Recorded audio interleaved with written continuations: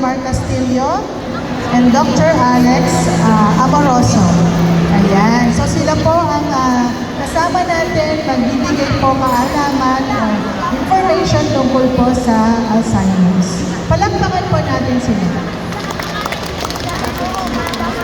Ayan po. So, good afternoon po, doctors. Doc Chi.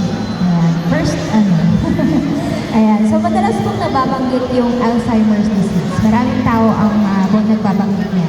Pero karamihan po ay hindi naman po alam kung ano ang sakit na ito. Doc, ano nga po ba ang Alzheimer's disease at paano nga pa tayo nagkakaroon ng ganitong sakit? Thank you so much for the question. Hello po! Gising pa po ba tayo? Gising na, gising. Ano po tayo, no? Sino po sa atin dito